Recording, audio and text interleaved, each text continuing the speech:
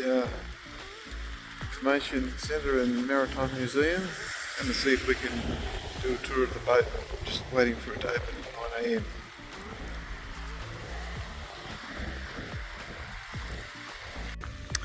I'm booked in on the tour here later on, which will happen pretty quick for you guys, but I've got a couple of hours to kill before it happens. It's a big ship.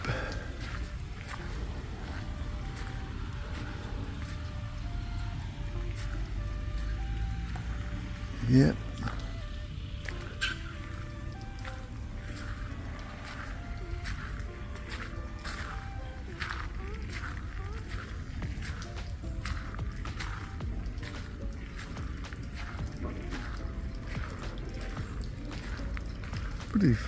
Pretty flat bottom on it, considering.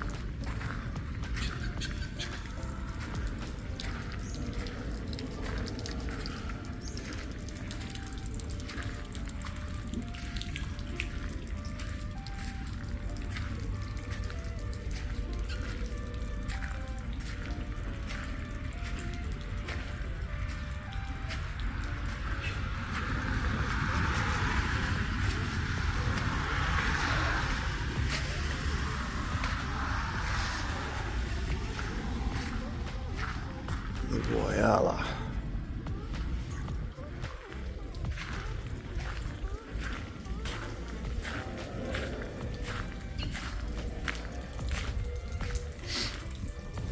Okay. Bit of technical info. HMAS Whyalla has 2 anchors on the bow, both port and starboard side. Originally, each anchor had approximately 900 feet of chain, around 274 metres. With 2 anchors on board, this totaled 1,800 feet or 548 metres of chain. When the ship returned to Whyalla, 20 metres of chain per side per anchor was retained in situ, with the remainder used as a feature to water the pathways and garden beds of the museum grounds. We refer to anchor chain as this term is commonly accepted. However, there is a bar across the middle of each link. Technically the correct name is anchor cable. Let's have a look at what we're talking about. There you go. Anchor cable, not anchor chain. Get an idea of how thick it is. Yeah. Pretty solid stuff. All down the pathway.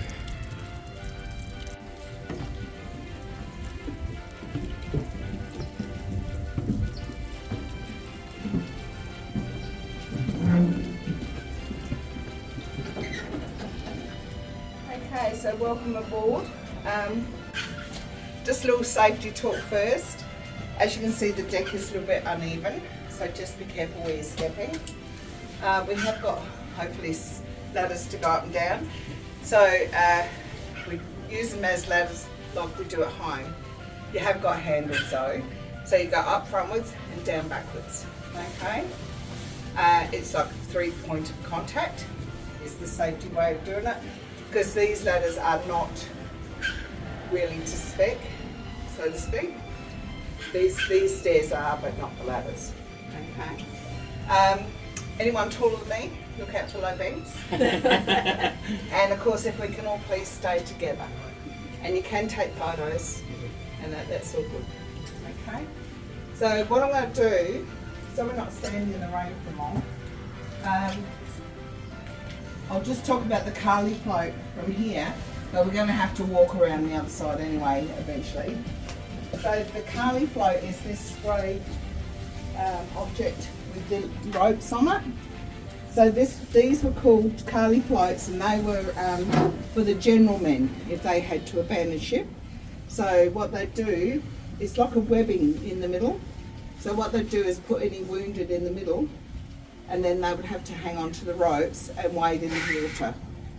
So you can imagine if the guys in the middle are bleeding, what they're attracting. Yeah, not very pleasant, but that was for the general men. Okay. Now we're just going to walk around the corner.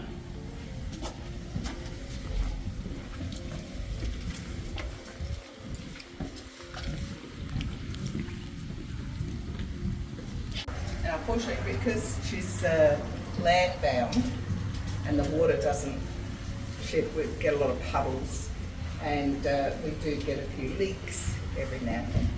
Okay. In fact, I think we might have a leak on this we have too. So I'm going to put a bucket there, but just watch. You'll have it. Does someone fix that up eventually? Oh, eventually. But every time we have maintenance, it creates another issue. Always. Anyway. So this is the engine room. So just be careful, there is a big beam here, so just watch your heads, okay? So come through. Completely. Put a bucket there. Oh dear. Or maybe I won't. Maybe I'll leave it. Right?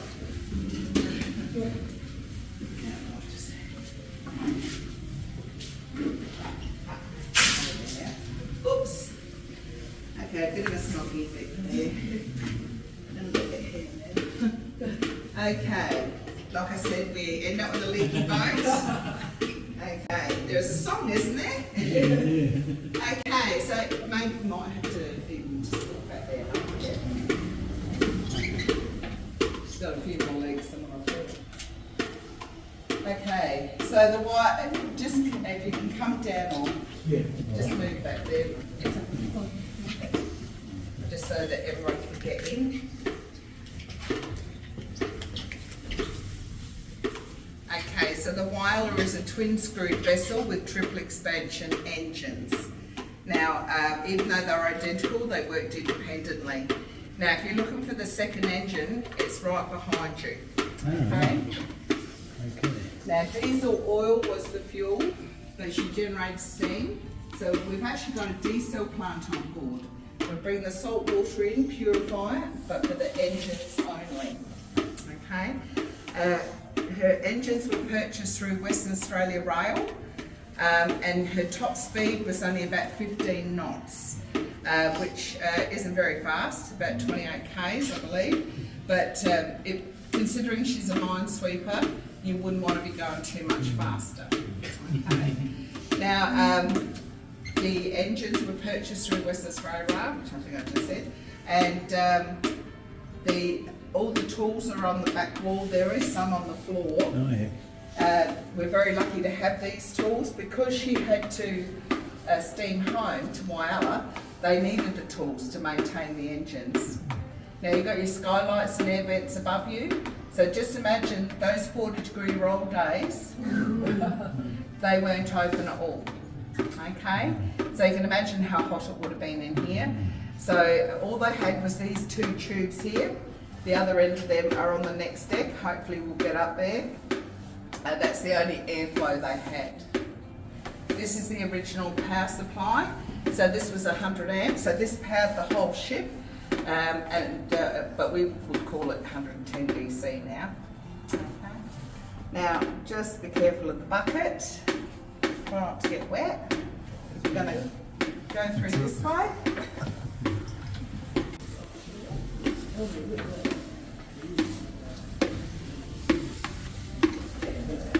The steam at higher pressure goes to the smaller.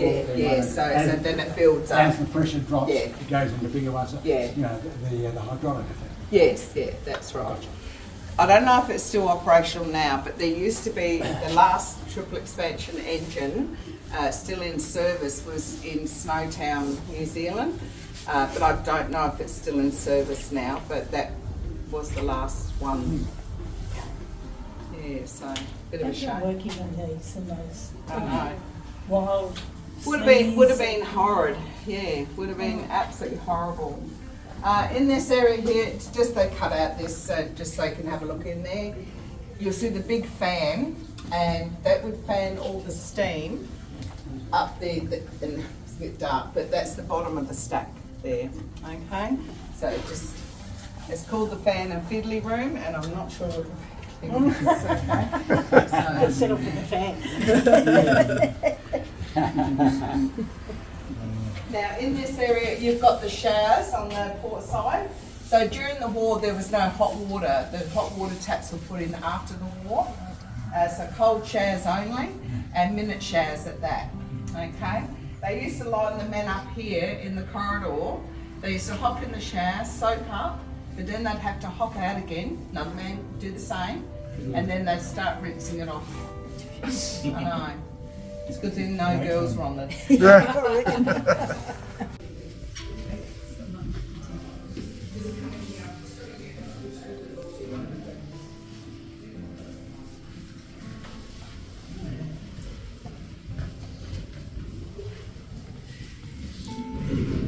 Yep. Big basic showers. Nothing fancy. No, nothing fancy at all. Just. Never mind. It's just the way it is, isn't it? Is the idea of those steps that if water gets down here, it's confined? Yeah, It yeah. won't So, go so in. yeah. So Mr. Ross McLeod, his photo's on the wall there. You can see he was the last known cook on board, and he was examined on his cooking.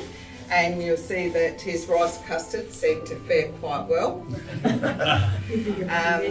But he obviously didn't cook any of them on the ship. That was just to get the job basically on the ship.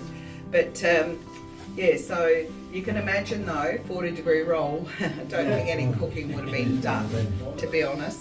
But you've got 2 oil top stoves in the back there. Originally in the middle was a bread oven. The galley did have hot water. There's 2 steam ovens here, so that helped him with his preparation. This is all the bench space he had. Now obviously the stainless was put on after. Yeah, it more than likely was wood, okay? But this is all the bench space he had. Sorry, did you mention what crew number? 85, and sometimes it grew to 150. So you can imagine though, like how much he had to do. The steam oven and that would have helped him heaps. But also, you must realise there was no chiller or cooler on board. So all they had was their grains, flours, powders, tins and salted meats. And if they were in the right waters, they could catch fish. Yeah, so pretty hard. I had a man on here, his father was a stoker on this ship. And he said that his dad would say how they'd cook the fish down in the engine room.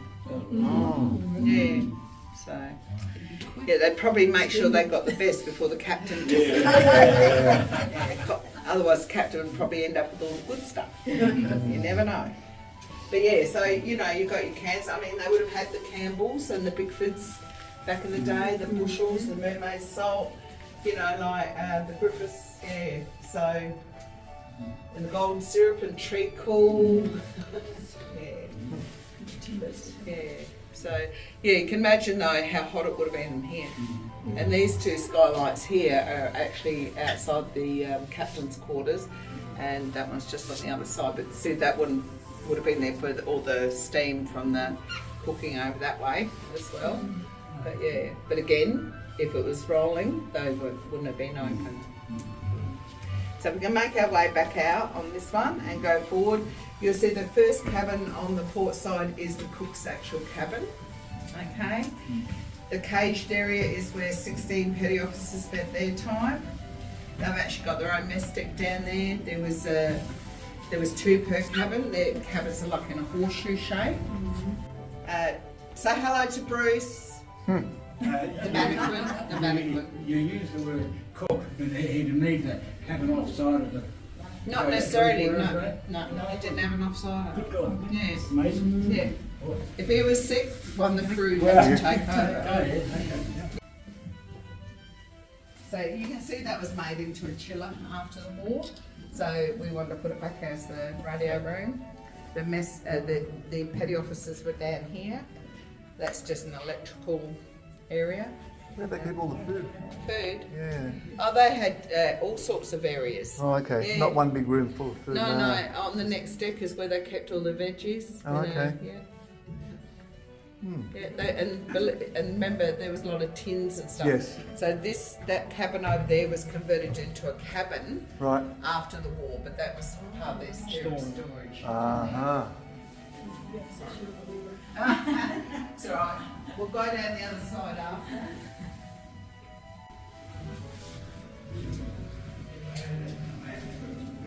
That's pretty solid.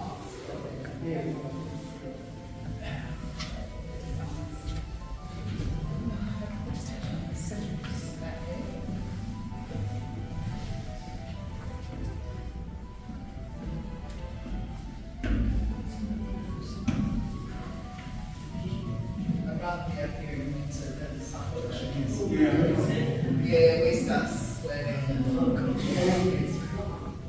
And the lowest was 7, and it hasn't gone over 42 degrees in a while.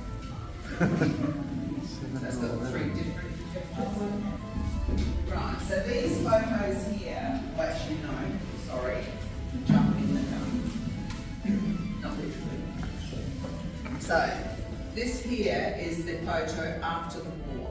So this is when she was the rig. Okay, so just to show you some of the major alterations that they've done to the original ship. So as you can see, they took out the sides here and they took all the decking away because they had to put their crane in to maintain the buoys and beacons. So that's why you've got false sides here, why this is all welded, and why you've got bollards and water pipes on the inside, because they definitely shouldn't be there. Okay? But that's after the war. Oops. Now these two, if you can imagine, lockers down the middle, hammocks all over the deck type, benches and tables down the side. This is how the general men lived. So these photos here are original photos of some of the men that were on board the ship. So up to 45 men at a time would be in this area. They would eat, sleep and socialise all in here. Okay, so pretty crowded. Yeah, well, I reckon it was their first day at sea or their last, to be honest. But yeah, so pretty bad. Now the the hammocks were called hotbeds. So as one man was getting out, another one would get in. Now sometimes there wasn't enough room for all the hammocks. So the mattress on the table there, that's to show you that's what you got if you did get a hammock. So these mattresses are for horsehair. The reason they use horsehair because it doesn't harm bugs in the tropics, and it also doesn't retain water. Sorry? Doesn't give you any comfort. No. No, it was pretty rough, pretty rough in the day. You can see how cramped they were. You can have another look at these if you want.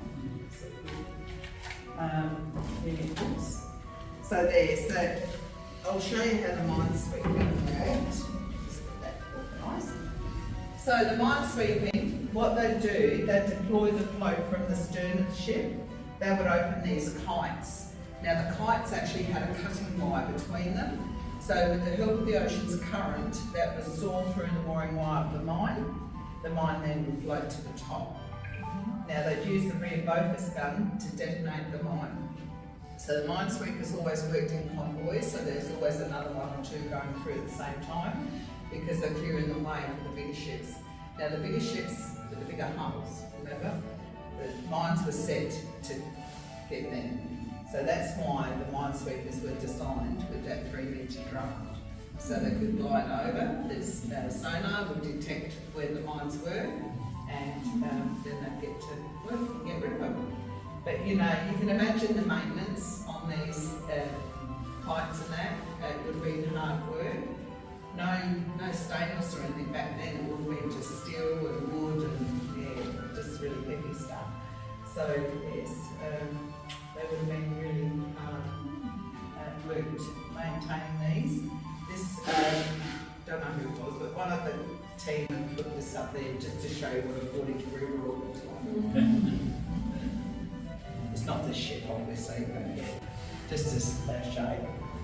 Now there was 56 Bathurst class corvettes built around Australia for World War II. 4 were actually built here at our local shipyards back in 1942. 41, sorry, just in time for World War II. Now, the Whyalla, she was the very first. You had the Piri, the Gawler and the Kalgoorlie were all built here. Each ship was named after capital cities and towns of Australia. Unfortunately, we did lose 4 through the war, 2 from collision, 1 from enemy aircraft and 1 from a mine. And after the war, all but 2 were scrapped. So you've got the Whyalla, she's a bit of a shell, but her archives are down at the museum. And you've got the Castle Lane, she's in Williamstown near Melbourne, and is basically a floating museum and untouched. So she's still original. So if you haven't seen her, put it on your bucket list, okay? Because it is amazing. All right, and that one, believe it or not, you can actually wander around. You don't have to have a tour. It's because this one's on land by safety. We've got to do tours. That's the difference.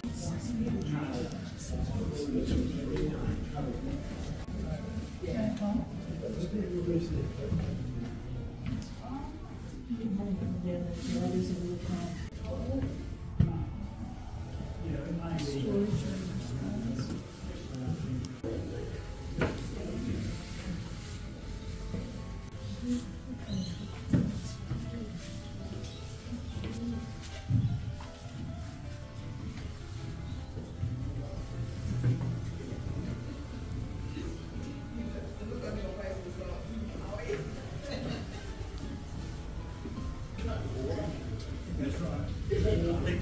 It's just that if it's boring, it's just not fun.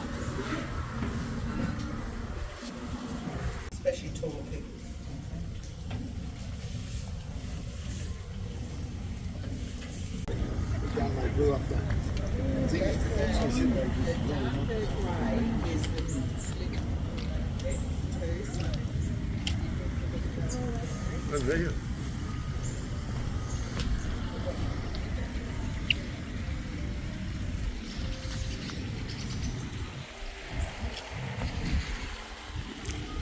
That's the stern.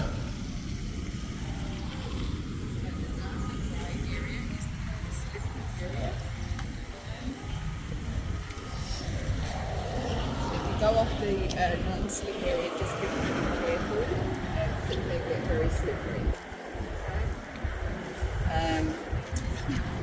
Now the Bofors gun, well, as you can understand, the original gun was taken off the ship after the war. So the Royal Australian Navy has kindly donated 2 back to us that are very similar to what was originally on the ship. Still a Bofors gun, anti-aircraft weapon. 3 men it took to operate. So you've got the man on the right was the sighter, the man at the rear loaded the weapon, and on the left had a right hook trigger. Okay? So that's the Bofors gun. Now it was a gun like this that was responsible for detonating mines. 60 mines, this ship alone detonated during her time during the war. So you can imagine if all the others done the same, that's an awful lot of ones that were out there. Okay. Now the 2 tubes that go down into the engine room, these are the vents for that. You can see there's handles on them, so they actually move. So on a day like today, for instance, rain, they'd turn them away from the rain, and when it was nice and windy, they'd put them into the wind. Okay, and they would have had a mesh over them to stop any bird life from going through. Now you've got the lifeboat here. This is the last original lifeboat. So this one was the petty officer's lifeboat.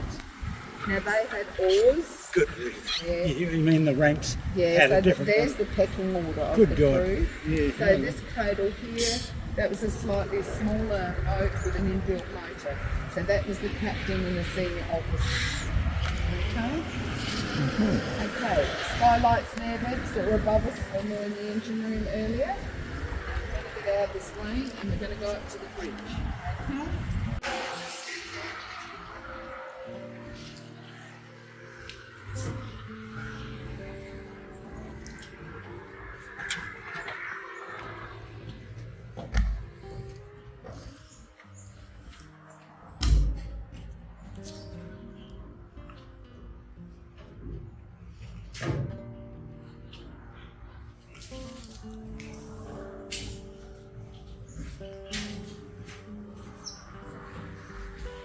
Nice and warm in here.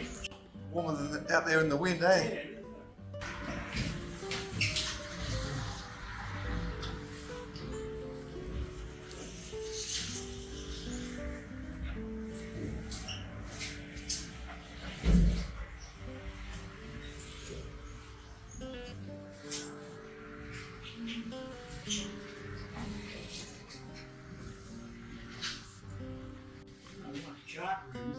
Yeah.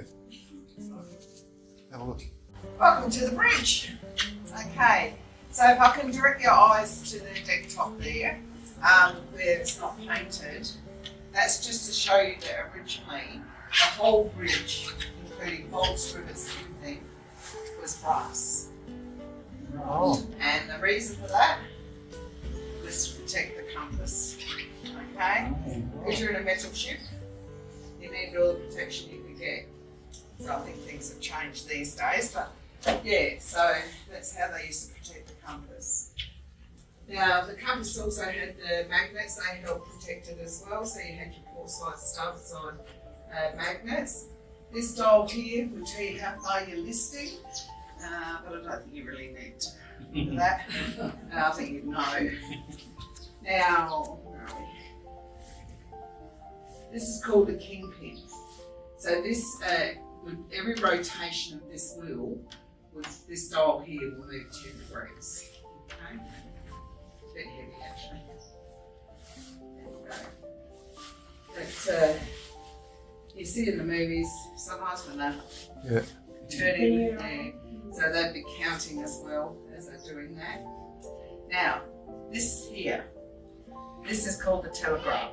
So this is how they, one of the ways, they would communicate with the engine room. So this one's actually on standby stop, the little black arrows. So they put their black arrows where they wanted their message.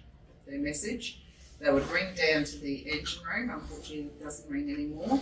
But you send off some bells down in the engine room, and it would change their telegraph that they've got down there to this message. Now, you've got 2 sides, 2 engines. The engines down in the engine room are independent of each other. Okay, that's why there's 2 sides. Okay, so if you go in a ship and there's 4 or 5 of these, that's for each side is for each engine, right? So that's what this is all about. Now this was her last command, stand by stop. Okay, ring down, hopefully they would ring back, hopefully. And then the crew up here would know that they received that message. If not, the voice pipe and the whistle So obviously they needed a sound that they would hear in the engine room. So they put a whistle on here, and they would talk, or maybe yell down here. Okay.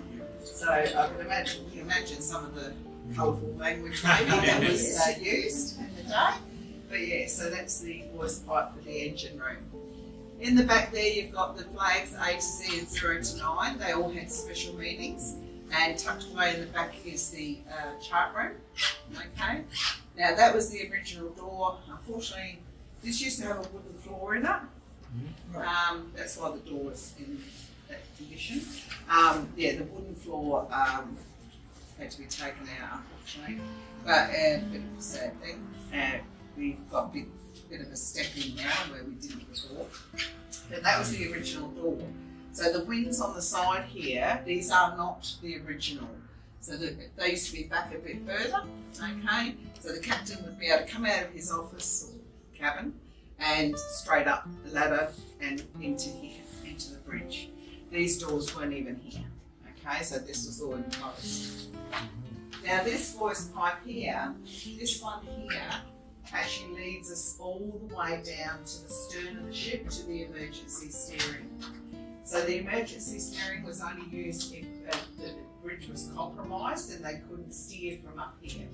So this is how they get their commands. So when you think about it, there's no windows or anything. Okay, so it would have been pretty hairy down there, especially if the ship's under fire. And yeah, so not good. But believe it or not, they're quite clear.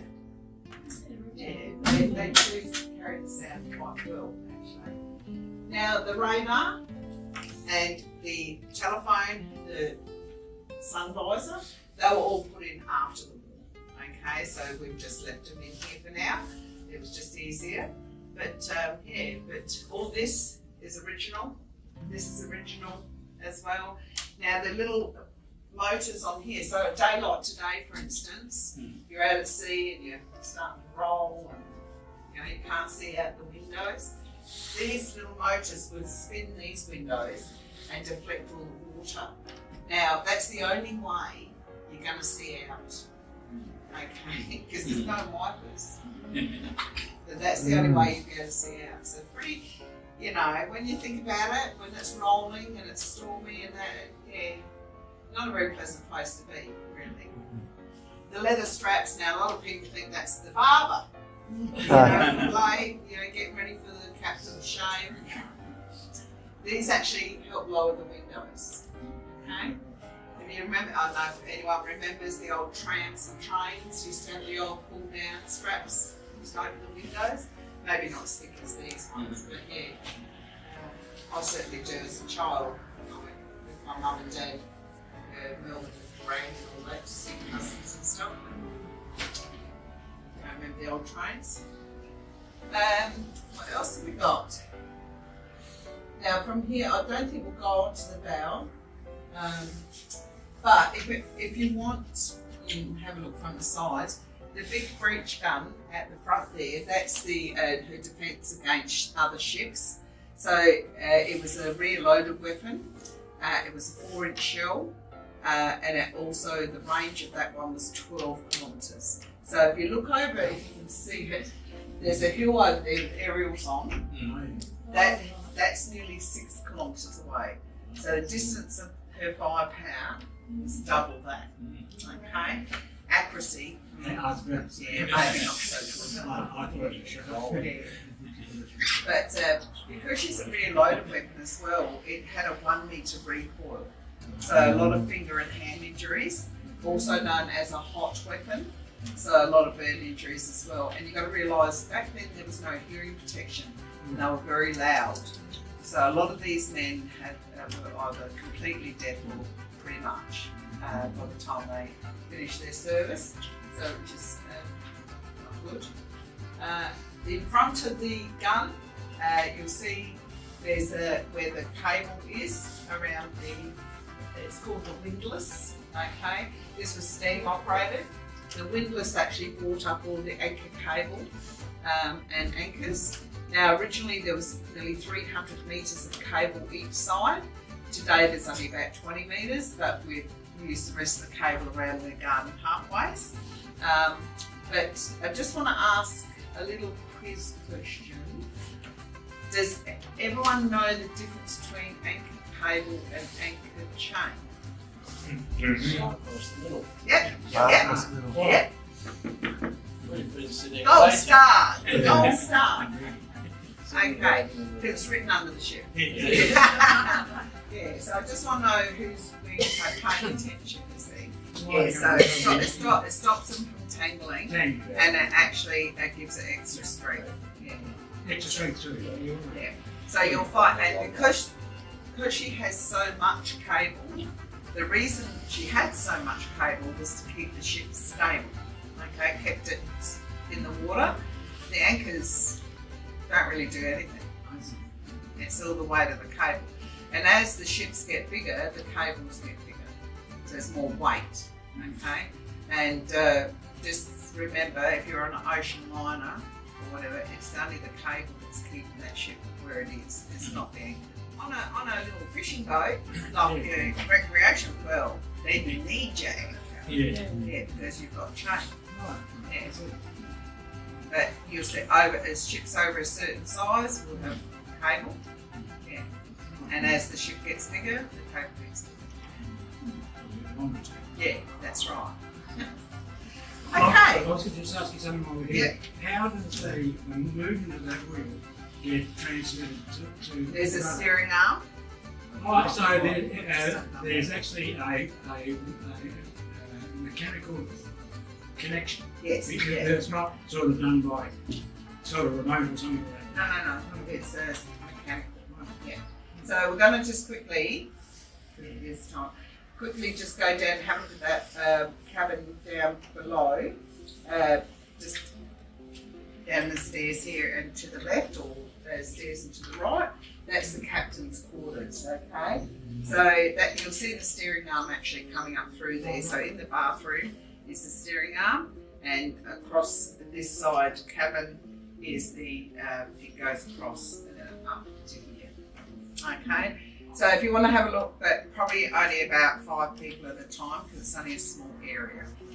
Okay, so if you want to make your way down and have a look in that space, you'll see there's a list on the wall as you go in on the right hand side.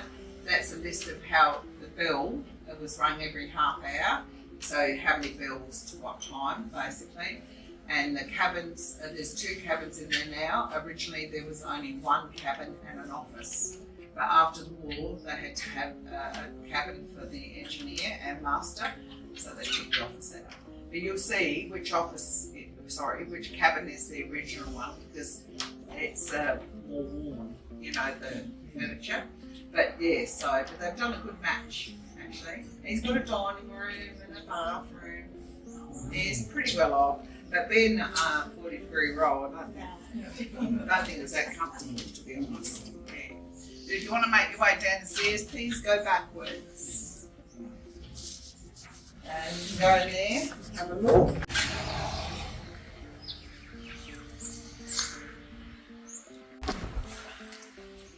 Oh yeah. Captain's cabin, eh? Oh, he's got everything. His own bathroom. His own meal room. Bunk in there. Oh, nice. Oh, okay.